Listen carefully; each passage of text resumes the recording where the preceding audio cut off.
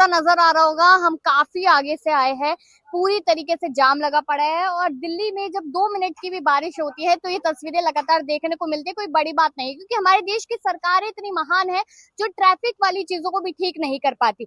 और दूसरी बड़ी बात मैं आपको बताऊं तो लगातार लाठीचार्ज स्टूडेंट्स पे हो रहा है, लगातार आंसू गैस के गोले फोड़े जा रहे हैं, लगातार परेशानियां हो रही है। ये सारी चीजें हम देख रहे हैं यहाँ पर। क्यों लगता है कि सिस्टम सड़ चुका है, पूरा सड़ चुका है? हाँ। इन जो पुलिस वाले हैं, जब लड़कियों के रेप होते हैं तब इनके डंडे नहीं निकलते हैं, तब इनके आंसू गैस के गोले नहीं निकलते हैं। अब लोग बात नहीं रख पाएंगे लोकतंत्र में। लोकतंत्र का मतलब ही क्या है जब बात रखने का मौका नहीं मिल रहा है। हम तो शांति से जा रहे हैं, हमें जाने दो। रोकोगे, जितना रोकोगे उतना ही जनता में आक्रोश आएगा, आंदोलन बढ़ता बताया ही जा रहा है कि लाठीचार्ज हो रहा है। बगल में ही आंसू के गोले 10-10 गोले गिरे हैं यहाँ। तो कैसे कैसे आए इधर? आंखों से कुछ दिखाई नहीं दे रहा था, आंखों में जलन हो रही थी। तो कैसे देख रहे हैं चीजों को कि जब देश के बॉर्डर्स पे चीजें खराब होती है सब मिले हुए हैं, एक दूसरे से सब मिले हुए हैं। ये सिस्टम है ना, सिस्टम बस पैसों पे टिका हुआ है। लोकतंत्र का कोई मतलब ही नहीं है यहाँ पे। ये सब हमारे देश में तो संविधान है ना, संविधान है, बस नाम का संविधान है। हाँ हाँ, क्या गिरफ्त नहीं हो रही है संविधान का। इस तरीके से जो एक संविधान में रूल्स एंड रेगुलेशंस फॉलो करने के लिए बोला है, वो कुछ हो रहा है। इतनी पूरी की पूरी यूथ है यहाँ पर, और क्या चाहिए देश का? तो तुम कहते हो भविष्य बनाएंगे, भविष्य बनाएंगे, भविष्य सड़कों पर है, तुम करोगे किसके लिए फिर? मोदी जी अभी संसद में यही कह रहे कि मैं उम्मीद कर रहा हूँ कि संसद अच्छा चलेगा, 28 साल के युवा देश को संभालेंगे। कहाँ से? आप लोगों को, यहाँ पे भी तो 28 साल का सारा यूथ बैठा हुआ है, उनको उनकी सुन नहीं रहे हो तो वहाँ संसद में बैठ के आप किसकी सुनेंगे? किसके सुनेंगे? कहने को तो बहुत कुछ कहा था शुरुआत में।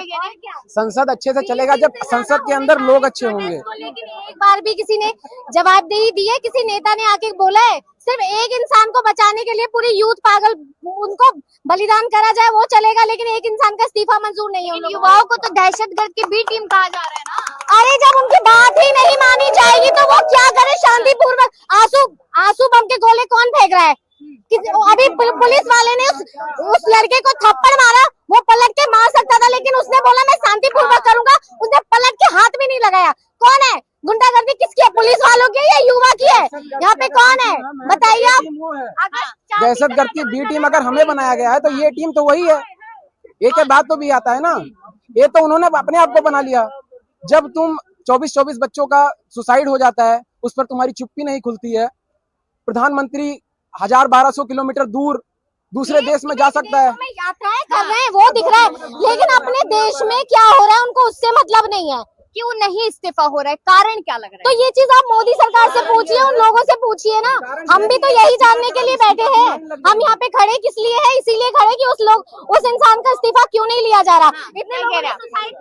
ये इस्तीफा इसलिए नहीं दिया जा रहा है ताकि एक इस्तीफा की अभी बात हो रही है। सिस्टम में सब जितने भी है ना, सिस्टम में सब करप्ट हैं, सब रेपिस्ट हैं। इसमें इतने हैं ना, सिस्टम के अंदर ही जो रेपिस्ट है ना, अब रेपिस्ट वाले रेपिस्ट की बात क्यों उठाएंगे?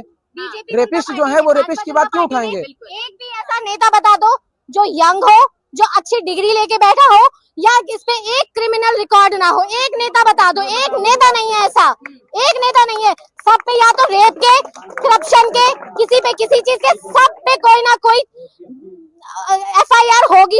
आज नहीं 2 साल पहले होगी, लेकिन यहाँ पे हमारी मांगे क्या है कि एक एजुकेशन सिस्टम होना चाहिए।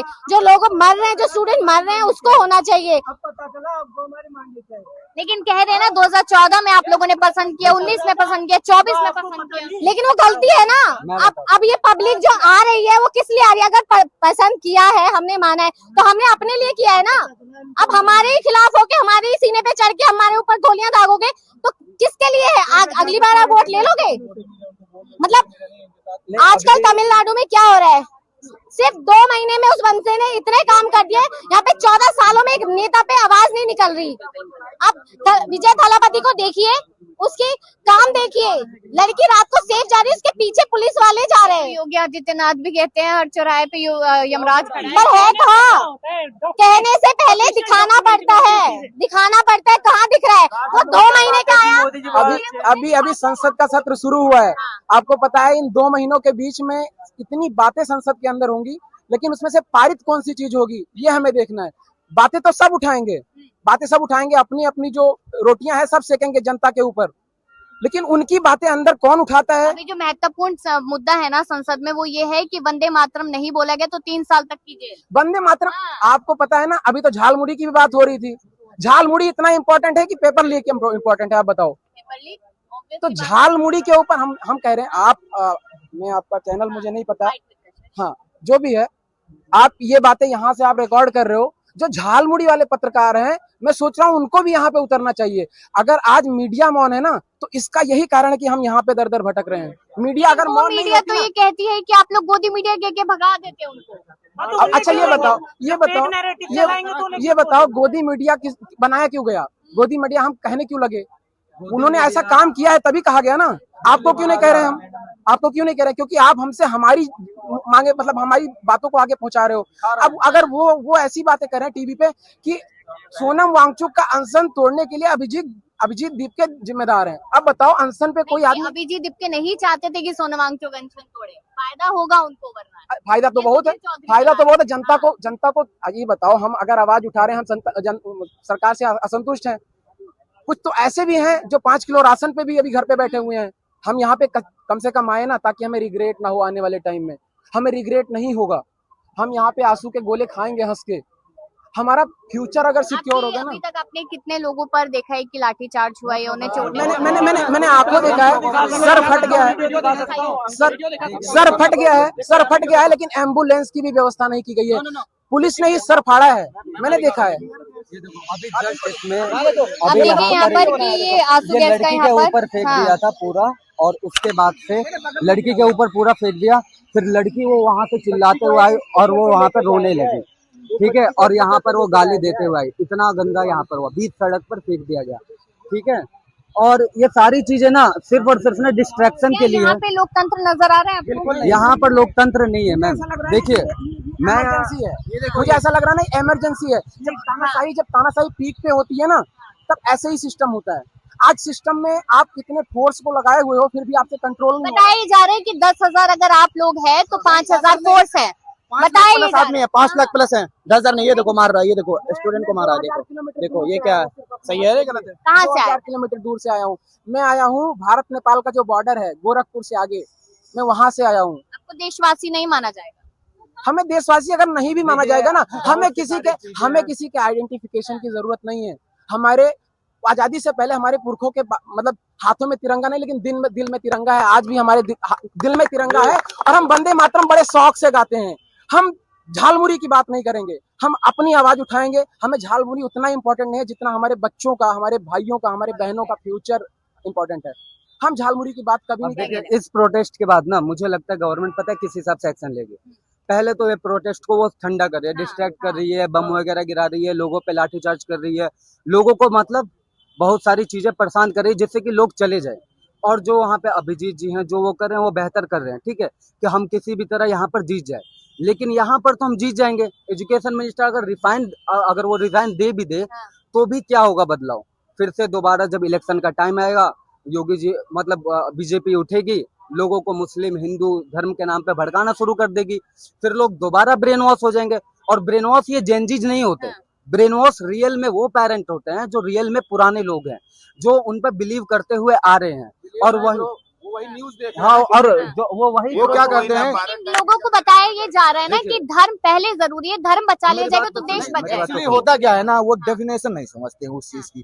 डेफिनेशन वो केवल नाम को समझ लेते हैं ना। जब उसका डेफिनेशन समझ जाएंगे तो उसके जो 4 पिलर होते हैं ना, वो डेमोक्रेसी के ही पिलर होते हैं। अगर आपको राम समझना है ना, तो आपको पहले डेमोक्रेसी समझनी पड़ेगी। राम राज्य भी जो है ना, वो कहीं ना कहीं 4 पिलर पे था, जिसका नाम था न्याय, दया, करुणा, प्रेम, यही सब था ना। जब इसी का अगर यही नहीं होता तो राम कहाँ होते? राम तो विचारों में है ना, राम केवल नाम नहीं है। सारे धर्मों का नतीजा देखिए मैं बहुत सारे धर्म भी पढ़ रहा हूँ, रियली बता रहा हूँ, सारे धर्मों का नतीजा ये है ना, हमारा धर्म हमसे यही चाहता है कि हम मिलजुल के रहे, इस अर्थ पे सरवाइव करें, अच्छी जिंदगी जिए, और अच्छे से हम एक अच्छी जिंदगी जीने के बाद मोमेंट अपने सारे हैप्पीनेस, सारे एक्सपीरियंस को फील करने के बाद अपने इस अर्थ से अलविदा ले ले। भगवान भी हमसे यही चाहता है। लेकिन यहाँ पर हम सारे लोग उस भगवान को उम्मीद दे देते हैं, उस भगवान के नाम पे उम्मीद को हम किसी गवर्नमेंट पे सौंप देते हैं, जिससे कि जो भी हमारे मतलब ओल्ड लोग हैं, उन्हें लगता है कि हम उसी उम्मीद से उस गवर्नमेंट को वोट देंगे तो हमारा मतलब देश भी चलेगा और उस हिसाब से चलेगा जैसा हमारा भगवान कहता है। लेकिन रियलिटी में तो भगवान के हिसाब से तो देश चल नहीं सकता। आप लोग प्रोटेस्ट की अगली तस्वीर क्या देख रहे हैं? क्या सरकार इसको शांत कराएगी?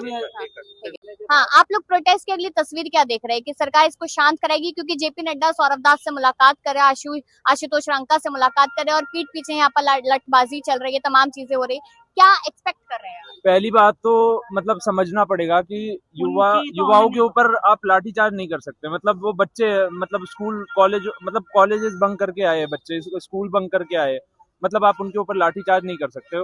पहली बात तो एनईपी आपको इम्प्लीमेंट करना पड़ेगा और मतलब जो भी एक कमीशन का रिपोर्ट आया था, I am not remembering the name, new education policy का तो वो पूरी इम्प्लीमेंट करनी पड़ेगी। और एक एनटीए मतलब आपको ऐसा एग्जाम करना पड़ेगा जहाँ पे पेपर ट्रेवल ही ना करे ना, आप एकदम लास्ट के स्प्लिट सेकंड्स में आप डिसाइड करो कि क्या आप एग्जाम में आप क्वेश्चन पूछ रहे हो। अगर पता है मतलब आप 10,000 क्वेश्चन बैंक बना लो और हर पर्सन को मतलब, अब वो सरकार के ऊपर है, पॉलिसी मेकर्स के ऊपर है, कैसे करेंगे। को एक सुप्रीम अथॉरिटी दे रखी है, एनटीए को एक पर्टिकुलर अथॉरिटी दे रखी है। अब उसकी मोनोपोली चलती है, वो जिस तरीके से चाहे वो इधर से ट्रैवल करवा दे। अमीर लोगों का कैपिटलिस्ट सिस्टम है, अमीर लोगों का फायदा है और जो गरीब दबा हुआ है उसको क्या नाम है मजबूर मैं कर समझ रहे रहा हैं। हूँ कि सिस्टम में जब ऐसा पर्सन होगा ना जिनके बच्चों को वो फेस करना पड़ेगा, तब शायद वो उस दर्द को फील कर पाएंगे, जब घर पे उनके अपने बच्चों से वो नजर नहीं उनके मिला खुद के पाएंगे बच्चे ना। बाहर जब पढ़ रहे वो बाहर पढ़ रहे हाँ, हैं। अब ये बताओ धर्मेंद्र प्रधान को कुर्सी क्यों छोड़नी है? कुर्सी नहीं छोड़ना चाह रहे क्योंकि वो सिस्टम से तो एक तो उसकी जो करप्शन है वो दोनों लोगों में एक्सपोज हो जाएगी। दूसरी चीज ये है कि वो जब उसके बच्चे ही यहाँ पे नहीं है, बच्चे तो उसको और पावर देते हैं कि हम तो यहाँ पे पढ़ रहे हैं, आप जैसे कर रहे हो वैसे है, सही है। क्योंकि जानते हो ना इंडिया का एजुकेशन सिस्टम बहुत करप्ट हो चुका है, कर चुके हैं, तो इसलिए वो बाहर भेज रहे हैं। अगर इतना अच्छा होता तो खुद के बच्चों को यहाँ पे पढ़ाते। आप ये समझ लीजिए लास्ट स्टेज तक जो है ना, लास्ट तबके तक हमारा एजुकेशन सिस्टम वहां तक नहीं गया है। एक तरफ वो